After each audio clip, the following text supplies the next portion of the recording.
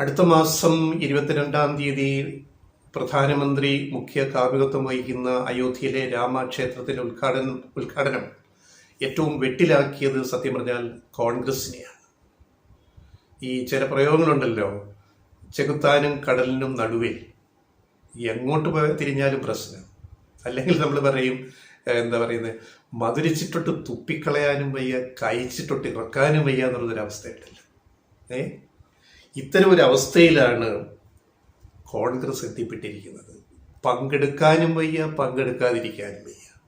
എന്തൊരു ഗതികേടാണെന്ന് ആലോചിക്കണം. മറ്റു രാഷ്ട്രീയ പാർട്ടികൾ അവരുടേതായ നിലപാടുകൾ പ്രഖ്യാപിച്ചു കഴിഞ്ഞു. കോൺഗ്രസിന് ഒരു നിലപാടില്ലായ്മ കാരണം അവസാനം ഓരോ നേതാക്കൾ ഓരോ രൂപത്തിൽ പറയാൻ തുടങ്ങി. കെ മുരളീധരൻ പറഞ്ഞു പങ്കെടുക്കാൻ പാടില്ല. കാരണം സോണിയാഗാന്ധിക്കും പ്രതിപക്ഷ നേതാവ് മല്ലികാർജുൻ ഖാർഗെയ്ക്കും കോൺഗ്രസിൻ്റെ ലോക്സഭയിലെ കക്ഷി നേതാവിനും ഒക്കെ ക്ഷണക്കത്ത് വന്നിട്ടുണ്ട്. അപ്പം പോകണോ പോകാണ്ടിരിക്കണോ ഒരു പാർട്ടിക്കൊരു തീരുമാനമെടുക്കാൻ പറ്റാത്തത് നിലപാടില്ലായ്മയുടെ ഏറ്റവും വലിയ തെളിവാണ്. അവസാനം ശശി തരൂർ ഒരു സ്വന്തം രീതിയിലൊരു ന്യായം കണ്ടെത്തി. അതിനേക്കാൾ രസം, ഈ അനിശ്ചിതം ഇങ്ങനെ നീളവേ കഴിഞ്ഞ ദിവസം ശശി തരൂർ പറഞ്ഞു, ഈ ക്ഷണക്കത്ത് വ്യക്തിപരമാണ്. എനിക്ക് ക്ഷണക്കത്ത് കിട്ടിയിട്ടില്ല, അതുകൊണ്ട് ഞാൻ പോകുന്ന പ്രശ്നം ഉദിക്കുന്നില്ല. എനിക്ക് ക്ഷണക്കത്ത് കിട്ടുകയാണെങ്കിൽ ഞാൻ ആലോചിച്ചാൽ മതിയല്ലോ.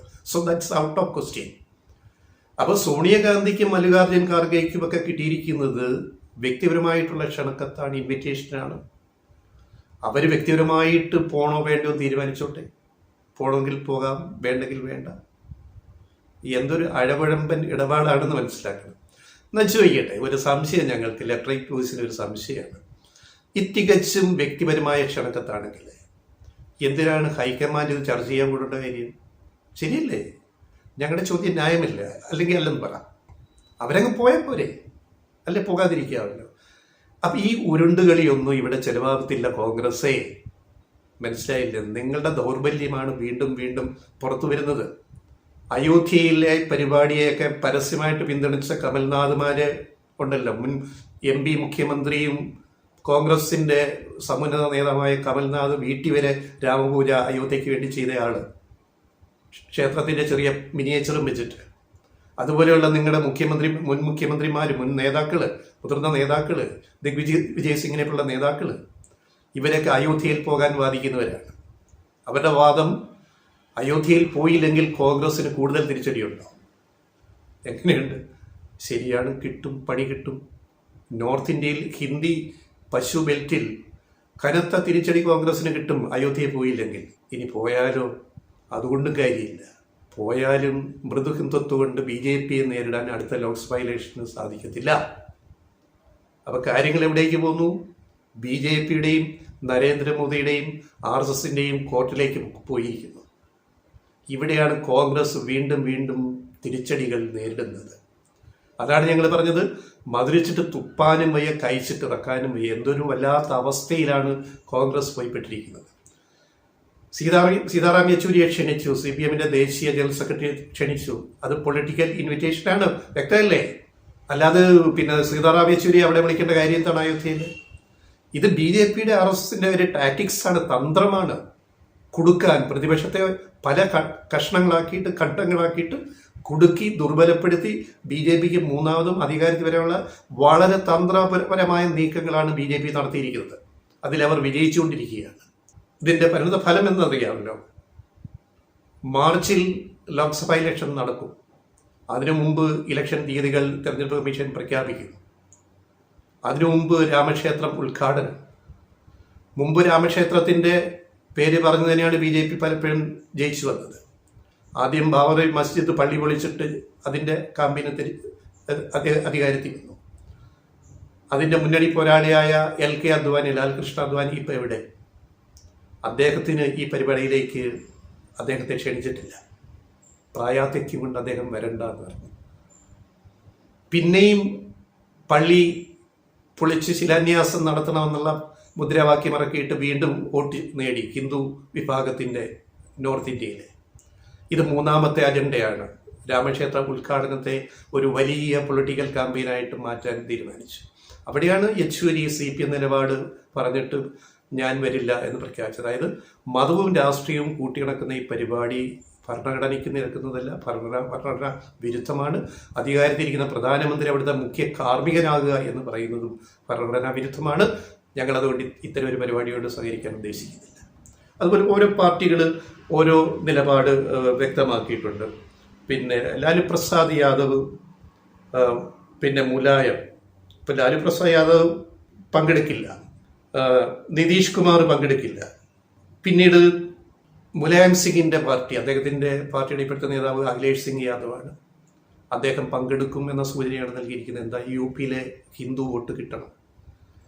പിന്നെ ശിവസേന തീർച്ചയായും പങ്കെടുക്കും. കാരണം രാമക്ഷേത്രത്തിന് ഏറ്റവും കൂടുതൽ ബാധിച്ചിട്ടുള്ളത് ശിവസേനയാണ്. ശിവസേന പങ്കെടുക്കുന്ന കാര്യത്തിൽ യാതൊരു സംശയമില്ല. അവർ ആ നിലപാട് വ്യക്തമാക്കിയിട്ടുണ്ട്. മായാവതി ഇതിനെ സപ്പോർട്ട് ചെയ്യുന്നു. മായാവതി ഇപ്പോൾ ഒരു BJPയുടെ ഒരു B ടീം പോലെ മാറിക്കഴിഞ്ഞു. പിന്നെ അഖിലേഷ് സിംഗ് യാദവിന് നഷ്ടപ്പെടാനൊന്നുമില്ല. കാരണം ഇതിൽ പങ്കെടുത്താലും UP-യിലെ പ്രത്യേക സാഹചര്യങ്ങളിൽ മുസ്ലിം വോട്ടുകൾ വേറെ എങ്ങോട്ടും പോയില്ല. മുസ്ലിം വോട്ടുകളുടെ ഭൂരിപക്ഷവും സമാജ്വാദി പാർട്ടിക്ക് തന്നെ കിട്ടും.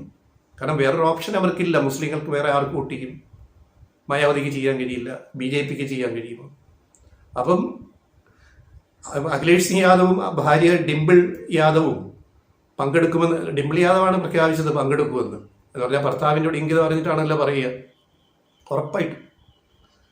അപ്പോൾ അവർ പങ്കെടുത്താലും മുസ്ലിം വോട്ടുകളിൽ വലിയ ചോർച്ച വരില്ല. കുറച്ച് ഹിന്ദു വോട്ടുകൾ കിട്ടിയെങ്കിൽ കിട്ടട്ടെ. അതാണ് മുലായത്തിൻ്റെ മകൻ പിന്നെ അഖിലേഷിൻ്റെ തുറുപ്പ് ചീട്ടെന്ന് പറയുന്നത്. ഇനി ഇതാണ് അവിടുത്തെ രാഷ്ട്രീയം. ഇനി ഇങ്ങോട്ട് വന്നു കഴിഞ്ഞാൽ, തെക്കേ ഇന്ത്യയിലേക്ക് വന്നു കഴിഞ്ഞാൽ കേരളത്തിലാണ് കോൺഗ്രസ് ഏറ്റവും വലിയ പ്രശ്നം നേരിടുന്നത്. ഇവിടെയുള്ള പ്രശ്നം എന്താണ്?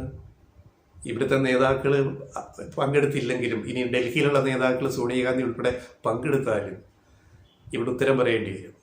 ലീഗ് എന്ത് നിലപാടെടുക്കും? ഇപ്പം സമസ്ത ലീഗിൻ്റെ കൂടാരമായ മാതൃകുടയായ പിന്നെ സമസ്ത പറഞ്ഞു കഴിഞ്ഞു, കോൺഗ്രസ് അവിടെ പള്ളി പൊളിച്ചെടുത്ത് കോൺഗ്രസ് കാലുവെക്കുമോ ഞങ്ങൾക്കറിയണം എന്ന് സമസ്ത പ്രഖ്യാപിച്ചു കഴിഞ്ഞു. CPM-ന്റെ നിലപാടിനെ സമസ്ത പിന്തുണയ്ക്കുകയും ചെയ്തു സീതാറാം യെച്ചൂരിയുടെ പ്രഖ്യാപനത്തെ. അപ്പോൾ കേരളത്തിലെ കോൺഗ്രസ് രാഷ്ട്രീയവും ദുർബലപ്പെടാൻ പോവുകയാണ് ഈ ഒരു രാമക്ഷേത്രത്തിൻ്റെ പേരിൽ തന്നെ. പങ്കെടുക്കാൻ പറ്റുമോ? പറ്റില്ല. പിന്നെ K. സുധാകരൻ അമേരിക്കയിലേക്ക് പോയതുകൊണ്ട് രക്ഷപ്പെട്ടു. കാരണം പറയാമല്ലോ, ഞാൻ സുഖമില്ലാതെ അമേരിക്കയിൽ മയോ ക്ലിനിക്കിലേക്ക് പോയതാണ്, എനിക്കെന്തായാലും പങ്കെടുക്കാൻ പറ്റില്ല. ഇതിന് കേരളത്തിലെ മറ്റു കോൺഗ്രസ് നേതാക്കൾ എന്ത് തീരുമാനിക്കട്ടെ? എന്ത് തീരുമാനിച്ചാലും ഫലം തിരിച്ചടിയാണ് കേരളത്തിലും കോൺഗ്രസിന് ഈ രാമക്ഷേത്രത്തിൻ്റെ പേരിൽ. അപ്പോൾ രാമക്ഷേത്രം ശരിക്കും BJPയുടെ കയ്യിലെ ഒരു വലിയ തുറുപ്പ് ചീട്ടാണ്, ഒരു സംശയവും വേണ്ട. അവരത് നന്നായിട്ട് കളിക്കുന്നുണ്ട്. വെരി എഫക്റ്റീവ്ലി അവരിപ്പോൾ അത് പ്ലേ കളിച്ചുകൊണ്ടിരിക്കുകയാണ്. ഓരോ പാർട്ടിയും വെട്ടിൽ വീഴ്ത്താൻ നോക്കുകയാണ് ഇതിൻ്റെ പേര്. അവിടെ പിടിച്ചു നിൽക്കുന്നത് CPM-ന്റെ നിലപാട് ഒന്ന്. പിന്നെ വേറെ ചില പാർട്ടികൾ, ഇപ്പം തൃണമൂൽ കോൺഗ്രസ് മമത പങ്കെടുക്കില്ലെങ്കിലും തൃണമൂൽ കോൺഗ്രസിൽ നിന്നൊരു പ്രതിനിധിയെ ചിലപ്പോൾ അവരുടെ പിന്നെ മരുമകനെ അഭിഷേകിനെ ചിലപ്പോൾ അങ്ങോട്ട് അയച്ചെന്നിരിക്കാം. പൊളിറ്റിക്സ് ആണ്, ഒന്നും പറയാൻ പറ്റില്ല. അപ്പോൾ ഏറ്റവും ധീരമായ നിലപാടെടുത്തുള്ള ഏക പാർട്ടി അല്ലെങ്കിൽ ഏക പ്രസ്ഥാനം ഇടതുപക്ഷ പ്രസ്ഥാനങ്ങളാണ്, അതിലെ പാർട്ടികൾ തന്നെയാണ്. ഇതിൻ്റെ ചരിത്രം നമുക്കറിയാമല്ലോ. എങ്ങനെ രാമക്ഷേത്രം അവിടെ വന്നു? 92-ൽ പള്ളി പൊളിച്ചു, ബാബറി മസ്ജിദ് പൊളിച്ചു. അതോടുകൂടി അദ്വാനിയുടെ നേതൃത്വത്തിൽ അത് പൊളിച്ചടുക്കി. അതിന് അന്നത്തെ പ്രധാനമന്ത്രി നരസിംഹറാവു നൽകിയ അനുവാദം, അതായത് ഇനാക്ഷൻ, മൗനം പാലിച്ചിരിക്കുക. ബീഹാറിൽ രഥയാത്രയെ തടയാൻ ലല്ലു പ്രസാദ് യാദവ് അധികാരത്തിലിരിക്കുന്നു തീരുമാനിച്ചു. അപ്പം അവിടെ തടഞ്ഞ് UP-യിൽ വന്നാൽ മുലായം തടയുമെന്ന് ലല്ലുവിനറിയാം. അപ്പം അതിൻ്റെ ക്രെഡിറ്റ് എനിക്ക് വേണമെന്ന് പറഞ്ഞ് രഥയാത്രയെ ബീഹാറിൽ ആദ്യം ലല്ലു പ്രസാദ് യാദവ് തടഞ്ഞു. പക്ഷേ ജാഥ ഈ തടസ്സങ്ങളൊക്കെ പിന്നിട്ട് പിന്നെ അയോധ്യയിലെത്തി പള്ളി നിമിഷ നേരം കൊണ്ട് അതിനെ വളഞ്ഞ് പൊളിച്ചടുക്കി താഴെയിട്ടു. അങ്ങനെ ബാബറി മസ്ജിദ് ഇല്ലാതായി. ചരിത്രം. പിന്നെ കോടതിയിലേക്ക് ഇത് പോയി. അങ്ങനെ പോയപ്പോൾ ആദ്യം ഈ കേസ് കേട്ട, അയോധ്യ കേസ് കേട്ട, നമ്മൾ ഈ ചരിത്ര പശ്ചാത്തലം ഒന്ന് അറിഞ്ഞിരിക്കണ്ടേ. ഈ കേസ് കേട്ട അലഹബാദ് ഹൈക്കോടതിയുടെ UP അലഹബാദ് ഹൈക്കോടതിയുടെ ലക്നോ ബെഞ്ചിൻ്റെ വിധി ഈ ബാബറി മസ്ജിദ് ഇരുന്ന സ്ഥലം അതിനകത്ത് ക്ഷേത്രം ഉണ്ടായിരുന്നു എന്നാണ് ഹിന്ദു വിശ്വാസികൾ പറയുന്നത്. അതിൽ മൂന്നിൽ രണ്ട് സ്ഥലം ഈ രാമൻ്റെ പേരിലുള്ള ട്രസ്റ്റിനും 1/3 സ്ഥലം ഈ മുസ്ലിം ട്രസ്റ്റിനും കൊടുക്കാനാണ് അലഹബാദ് ഹൈക്കോടതിയുടെ ലക്നോ ബെഞ്ച് വിധിച്ചത്. ഈ വിധിക്കെതിരെ അവർ അപ്പീൽ പോയി സുപ്രീം കോടതിയിലേക്ക്. സുപ്രീം കോടതി വിധി എന്താണ്?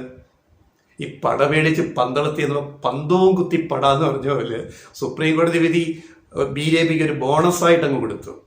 എന്താണത്? അതിലെ ക്ലോസ്, അവിടെ ശ്രീരാമക്ഷേത്രം പണിയാമെന്ന് സുപ്രീം കോടതി വിധിച്ചു. മതിയല്ലോ, കാര്യങ്ങൾ ക്ലിയർ ആയല്ലോ.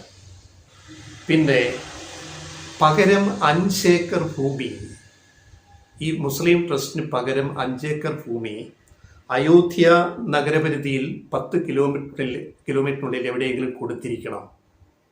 സുപ്രീം കോടതിയുടെ അന്തിമ വിധിയാണ്. ഇത് പ്രകാരം അവർക്ക് 5 ഏക്കർ മറ്റൊരു സ്ഥലത്ത് അലോട്ട് ചെയ്യാനുള്ള നീക്കങ്ങൾ പിന്നീട് ഉണ്ടായി. ബാബറി മസ്ജിദ് ഇരുന്ന സ്ഥലം മുഴുവൻ രാമക്ഷേത്ര ട്രസ്റ്റിൻ്റെ കയ്യിലേക്ക് വരുന്നു. അങ്ങനെയാണ് ക്ഷേത്ര നിർമ്മാണം പ്രഖ്യാപിച്ചിട്ട് ക്ഷേത്ര നിർമ്മാണം അതിവേഗം മുന്നേറി ഇപ്പോൾ ഈ ഘട്ടത്തിൽ എത്തിയിരിക്കുന്നത്. അപ്പം BJPയെ സംബന്ധിച്ച് അവരുടെ ഏറ്റവും വലിയ തുറുപ്പ് ചീട്ടാണ്, കാമ്പയിൻ കാർഡാണ് ഈ വരുന്ന ലോക്സഭാ ഇലക്ഷനിലെ രാമക്ഷേത്രം എന്ന് പറയുന്നത്. ഞങ്ങളിതാ രാമക്ഷേത്രം നിർമ്മിച്ചല്ലോ, ഞങ്ങൾക്ക് വോട്ട് ചെയ്യൂ. അവരുടെ പ്രകടനപത്രികയിൽ പറഞ്ഞിട്ടുള്ള കാര്യമാണ് BJPയുടെ, അല്ലാതെ അവർ ഒളിച്ചു വെച്ചിട്ടൊന്നുമില്ല. പക്ഷെ അപ്പം കോൺഗ്രസ് എന്ത് പറയും, കമൽനാഥുമാരെന്ത് പറയും? ഞങ്ങയാണ് ആദ്യം അവിടെ തുറന്നു തന്നെ, ഞങ്ങയാണ് ഞങ്ങൾക്ക് തുറന്നു തന്നത്, അവിടെ ഞങ്ങൾക്ക് വോട്ട് ചെയ്യണം. ആരെ ചെയ്യാൻ പോയവരെ പണി നോക്കിയാൽ മതി. BJPക്കാണോ ക്ഷേത്രം ഉണ്ടാക്കിയ BJPക്ക് വോട്ട് ചെയ്യണോ? ഞങ്ങ ആദ്യം തുറന്നു എന്ന് പറഞ്ഞ് നിങ്ങൾക്ക് വോട്ട് ചെയ്യണം. എന്താ കാര്യം? രാജീവ് ഗാന്ധി പ്രധാനമന്ത്രിയായിട്ടായിരിക്കുമ്പോഴാണ് തർക്കമന്ദിരത്തിൻ്റെ ഗേറ്റ് തുറന്നു കൊടുത്ത് അവിടെ രാമപൂജയ്ക്ക് അവസരം ഉണ്ടാക്കി കൊടുത്തത് രാജീവ് ഗാന്ധിയാണ്. അപ്പം എന്താ, കോൺഗ്രസ് ഗവൺമെൻറ്റാണ് ആദ്യം നിങ്ങൾക്ക് പൂജിക്കാൻ അവിടെ തുറന്നു തന്നത്. അത് മറന്നുപോകരുത്. ഇതൊക്കെയാണ് കമൽനാഥുമാർ ഉന്നയിക്കുന്നത്. പക്ഷെ നിങ്ങളുടെ ആയുധത്തിന് മൂർച്ചയില്ല, വാൾത്തല മടങ്ങിപ്പോയി. നിങ്ങളുടെ മൃദു ഹിന്ദുത്വയ്ക്ക് ഈ വാൾത്തലയ്ക്ക് മൂർച്ചയില്ല. അതിനേക്കാൾ മൂർച്ചയുള്ള നല്ല രാഗി അങ്ങനെ തിളങ്ങുന്ന മിന്നുന്ന ആയുധമാണ് BJPയുടെ കയ്യിലിരിക്കുന്ന രാമക്ഷേത്രം. അതിൻ്റെ മുഖ്യ കാർമ്മികൻ പ്രധാനമന്ത്രി നരേന്ദ്രമോദി 22-ാം തീയതി. പണ്ട് ശിലയിട്ടപ്പോഴും ക്ഷേത്രത്തിന് ശിലയിട്ടപ്പോഴും മുഖ്യ കാർമ്മികൻ ഇന്ത്യയുടെ പ്രധാനമന്ത്രി നരേന്ദ്രമോദി.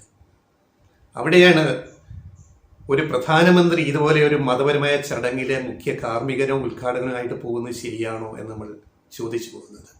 ധാർമ്മികത, രാഷ്ട്രീയത്തിലെ ധാർമ്മികത. പണ്ട് ആദ്യ ഗവൺമെന്റിൽ പ്രധാനമന്ത്രി നെഹ്റു, രാഷ്ട്രപതി ഡോക്ടർ രാജേന്ദ്ര പ്രസാദ് അദ്ദേഹം അന്ന് സോമനാഥ് ക്ഷേത്രത്തിൻ്റെ ഒരു ചടങ്ങിൽ പങ്കെടുക്കാൻ തീരുമാനിച്ചപ്പോൾ നെഹ്റു ചോദിച്ച ഒരു ചോദ്യമുണ്ട് പ്രസിഡന്റിനോട്. വിത്ത് ഓൾ റെസ്പെക്ട്സ്, നമ്മുടെ പാർട്ടിയുടെ നയങ്ങൾ, കോൺഗ്രസിൻ്റെ നയങ്ങൾ ഇങ്ങനെയാണ്. താങ്കൾ രാഷ്ട്രപതിയായിട്ടിരിക്കുമ്പോൾ ഇത്തരമൊരു ചടങ്ങിൽ പോകുന്നത്, അതിലെ മുഖ്യ ആളായിട്ട് പോകുന്നത് ശരിയാണോ എന്ന് പുനരാലോചിക്കണമെന്നാണ് നെഹ്റു രാജേന്ദ്ര പ്രസാദിനെ ഓർമ്മിപ്പിച്ചത്. അങ്ങനെയുള്ള ചരിത്രം നമുക്കിവിടെയുണ്ട്. അതുകൊണ്ട് അയോധ്യ BJPയുടെ ഏറ്റവും വലിയ ആയുധമാക്കാൻ അവർ തീരുമാനിച്ചു. അവർക്കത് സാധിക്കും. അതിനെ എതിർക്കാൻ കോൺഗ്രസ് അശക്തരാണ്. കോൺഗ്രസ് എടുക്കേണ്ട നിലപാട് മതേതരമാണ്. മൃദു ഹിന്ദുത്വത്തെ അല്ല ഞങ്ങൾ പലതവണ പറഞ്ഞിട്ടുള്ളതാണ്. പക്ഷെ കോൺഗ്രസ്സിന് അത് മാത്രം മനസ്സിലാവില്ല. They are going the wrong way. അവർ വളരെ തെറ്റായ വഴികളിലേക്ക് അവർ പോയിക്കൊണ്ടിരിക്കും. അതാണ് സത്യം.